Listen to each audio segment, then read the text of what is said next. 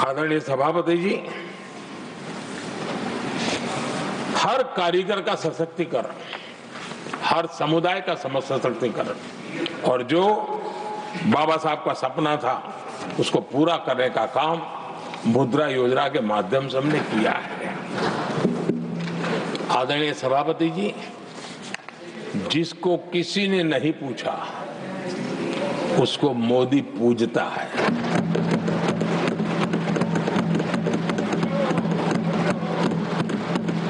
गरीब, वंचित, उसकी का कल्याण ये हमारी प्राथमिकता है।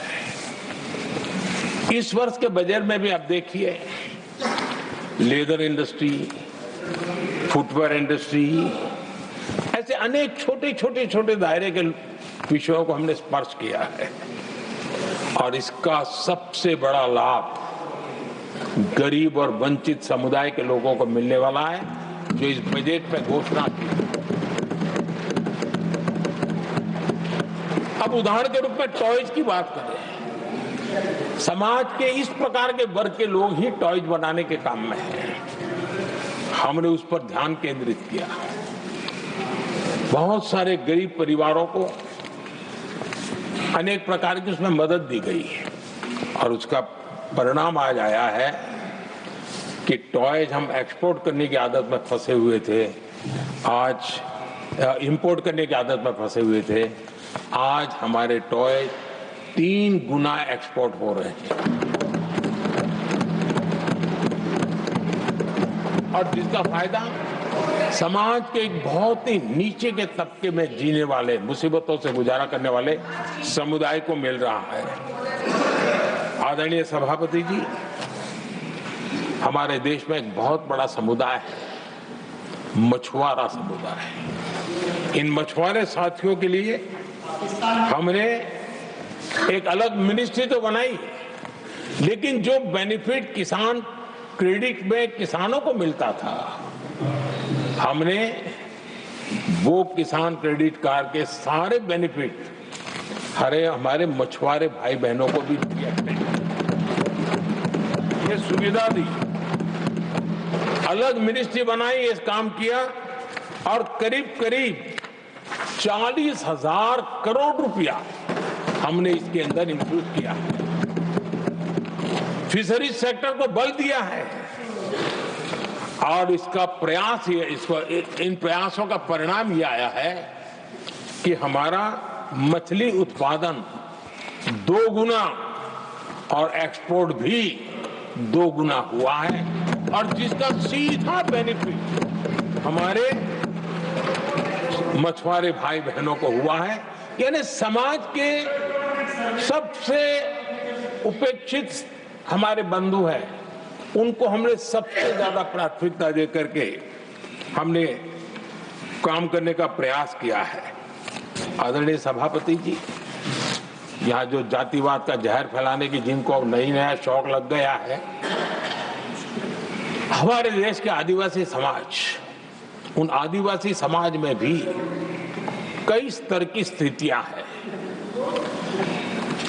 कुछ समूह ऐसे हैं जिनकी संख्या बहुत कम है और जो करीब देश में 200-300 जगह पे बिखरे हुए हैं और कुल आबादी उनकी बहुत कम है, लेकिन वो ऐसे उपेक्षित रहे हैं, उनकी बारीकियों को जाने तो दिल दहलाने वाली बात है। और मेरा सद्भाग्य रहा कि राष्ट्रपति जी से इस विषय में मुझे काफी गाइडेंस मिला, क्योंकि उस समाज को काफी निकट से राष्ट्रपति जी जानती है और उसी में से आदिवासी समाज में भी बहुत वंचित अवस्था में जीने वाला एक जो छोटा तबके के लोग व बिखरे पड़े लोग हैं, उनको विशेष रूप से योजना में लाने का प्रयास हुआ और हमने पीएम जनमन योजना बनाई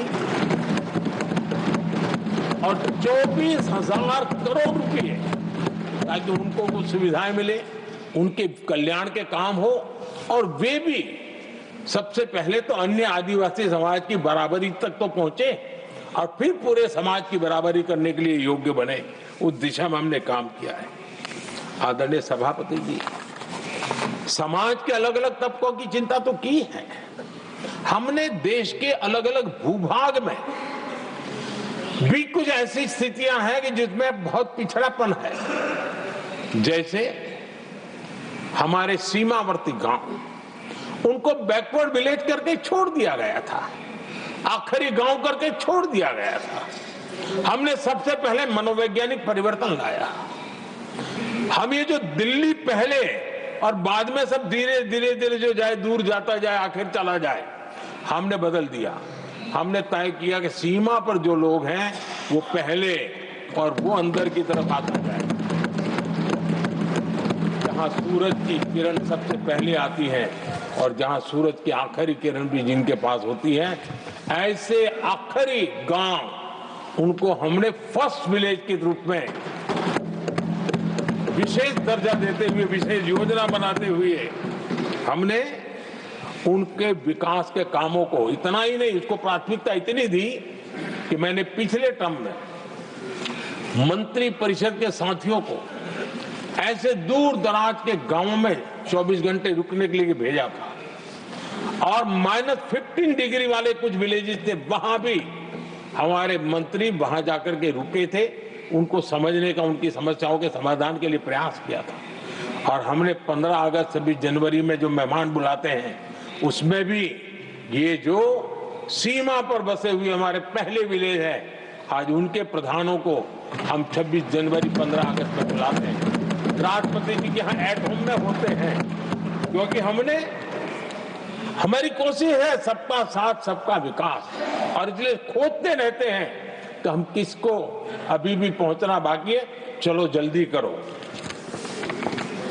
आदरणीय सभापति जी, वाइब्रेंट विलेज की योजना देश की सुरक्षा के लिए भी बहुत उपयोगी हो रही है, बहुत महत्वपूर्ण हो रही है, और हम उसको भी बल दे रहे हैं।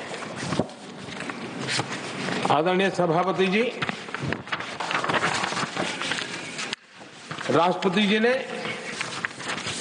गणतंत्र के 75 वर्ष के मौके पर संविधान निर्माताओं से प्रेरणा लेने का भी आग्रह अपने अभिभाषण में किया है। मैं आज बड़े संतोष के साथ कह सकता हूं कि हमारे संविधान निर्माताओं की जो भावना थी, उसी का आदर करते हुए, उसी से प्रेरणा लेते हुए हम आज आगे बढ़ रहे हैं।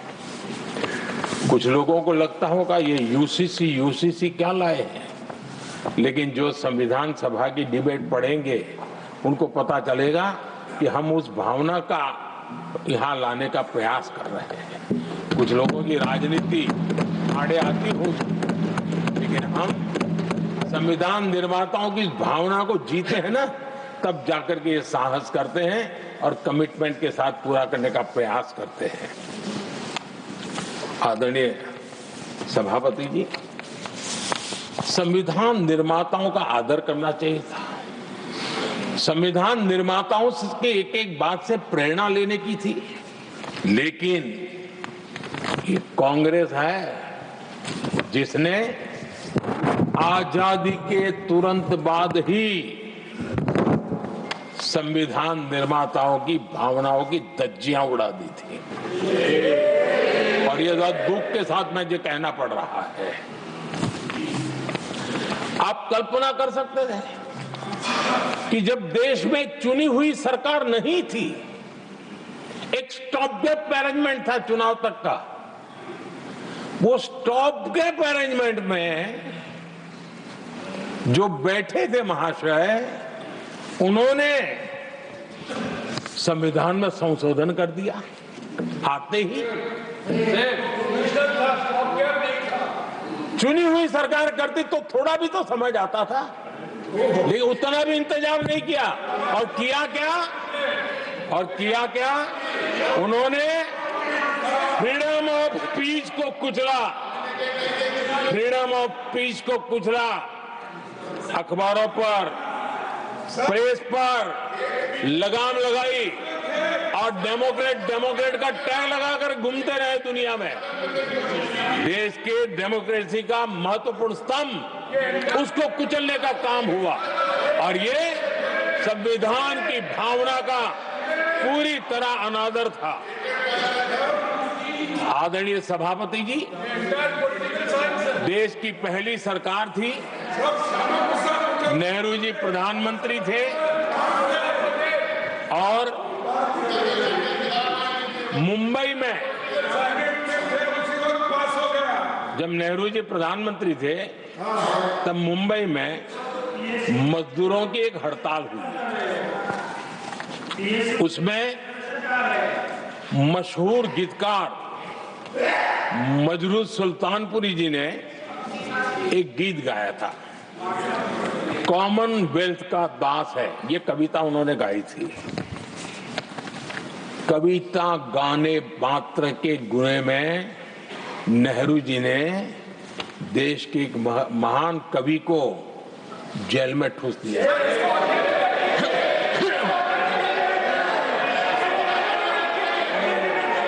मशहूर एक्टर बलराज साहनी जी सिर्फ एक जुलूस में शामिल हुए थे, आंदोलन करने वालों के जुलूस में शामिल हुए थे, इसलिए बलराज साहनी जी को जेल में बंद कर दिया गया। आदरणीय सभापति जी, लता मंगेशकर जी के भाई हृदयनाथ मंगेशकर जी ने वीर सावरकर पर एक कविता स्वरबद्ध करके आकाशवाणी पर प्रस्तुत करने का योजना बनाई।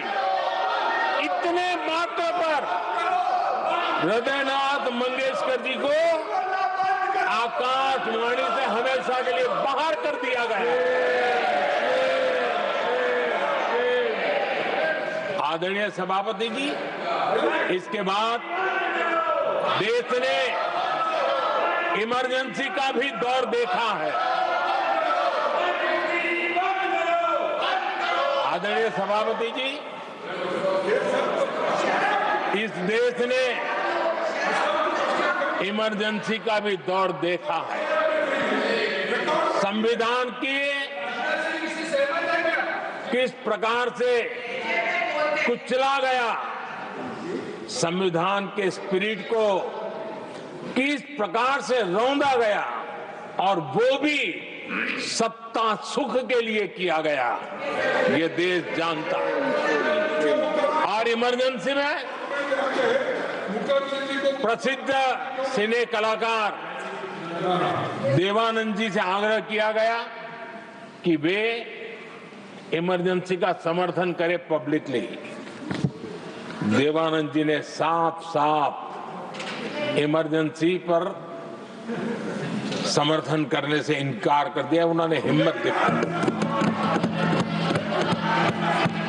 और इसलिए दूरदर्शन पर देवानंद जी की सभी फिल्मों को प्रतिबंधित कर दिया गया।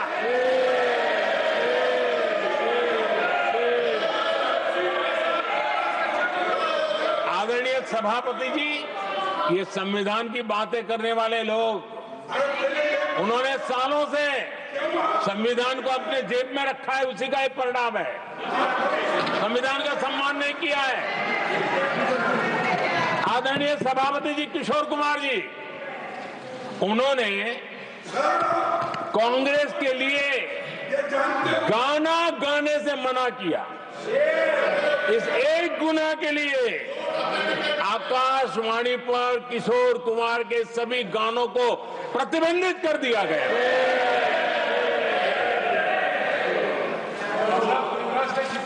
आदरणीय सभापति जी, मैं इमरजेंसी के उन दिनों को भूल नहीं सकता और शायद आज भी वो तस्वीरें मौजूद है।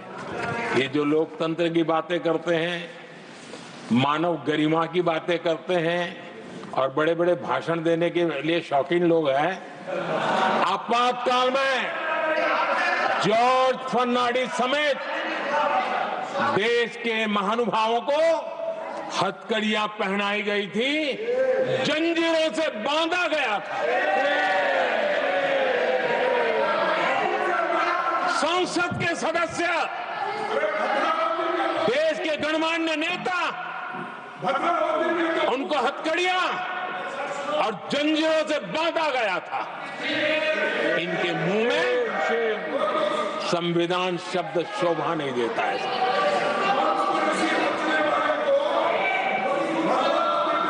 आदरणीय सभापति जी, सत्ता सुख के लिए, शाही परिवार के अहंकार के लिए इस देश के लाखों परिवारों को तबाह कर दिया गया, देश को जेल खाना बना दिया गया।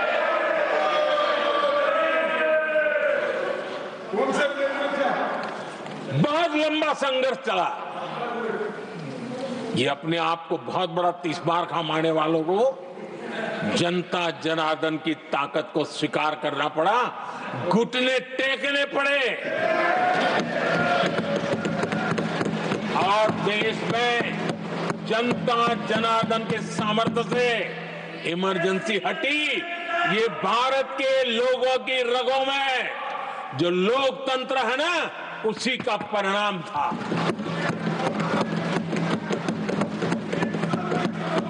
हमारे माननीय खड़गे जी आपके सामने बढ़िया बढ़िया शेर सुनाते रहते हैं और उनका शौक है शेर सुनाने का। और सभापति जी आप भी बड़ा मजा लेते हैं।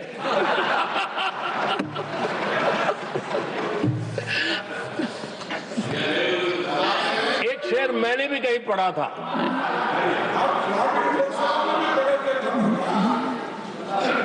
तमाशा करने वालों को क्या खबर, तमाशा करने वालों को क्या खबर, हमने कितने तूफानों को पार कर दिया जलाया है, हमने कितने तूफानों को पार कर दिया जलाया है। आदरणीय सभापति जी, मैं आदरणीय खड़गे जी वरिष्ठ नेता है और मैं हमेशा सम्मान करता हूँ और इतना लंबा समय सार्वजनिक जीवन ये छोटी बात नहीं है। और मैं इस देश में चाहे शरद राव हो चाहे खड़गे जी हो, इन सब का मैं, हमारे देवगौड़ा जी बैठे हैं, ये असामान्य सिद्धियां हैं उनके जीवन की जो उन्होंने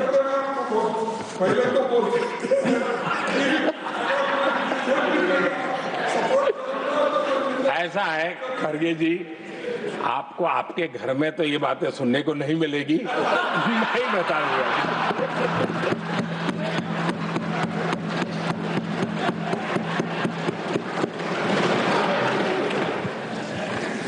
इस बार मैं देख रहा था कि खड़गे जी कविताएं पढ़ रहे थे,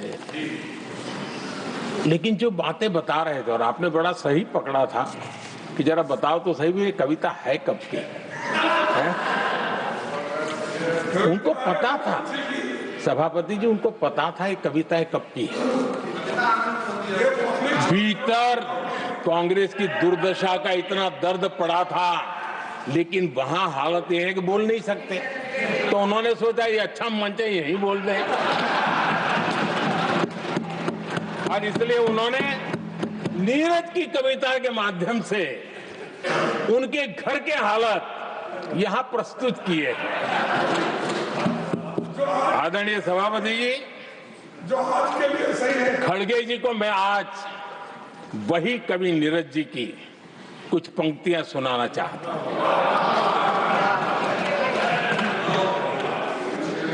कांग्रेस सरकार का जो दौर था उस समय नीरज जी ने ये कविताएं लिखी थी और उसमें उन्होंने कहा था, है बहुत अंधियारा, है बहुत अंधियारा, अब सूरज निकलना चाहिए, अब सूरज निकलना चाहिए। जिस तरह से भी हो ये मौसम बदलना चाहिए, जिस तरह से भी हो ये मौसम बदलना चाहिए। नीरज जी ने कांग्रेस के उस कालखंड में ये कविता कही। 1970 में जब कांग्रेस, अरे चारों तरफ कांग्रेस का राज चलता था, उस समय नीरज जी का एक और कविता संग्रह प्रकाशित हुआ था, फिर दीप जलेगा। हरिवंश जी तो अभ्यासु हैं तो उनको भली भांति पता है। उस समय उनका यह संग्रह प्रसिद्ध हुआ था, फिर दीप जलेगा। उसमें उन्होंने कहा था, और ये बड़ा महत्वपूर्ण है, नीरज जी ने उस समय कहा था, मेरे देश उदास न हो। नीरज जी ने अपनी कविता में कहा था, मेरे देश उदास न हो, फिर दीप जलेगा, तिमिर ढलेगा। और हमारा सद्भाग्य देखिए, हमारे प्रेरणा पुरुष अटल बिहारी वाजपेयी जी ने भी 40 साल पहले कहा था, सूरज निकलेगा, अंधेरा छटेगा, कमल खिलेगा।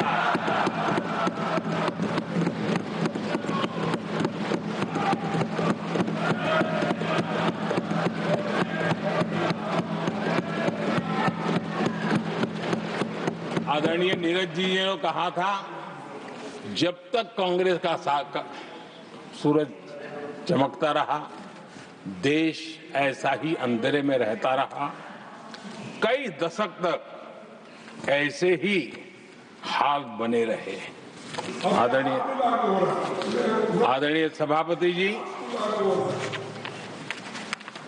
गरीबों को शक्ति देने के लिए, गरीबों के सशक्तिकरण के लिए जितना काम हमारे कार्यकाल में हुआ है, हमारी सरकार के द्वारा हुआ है,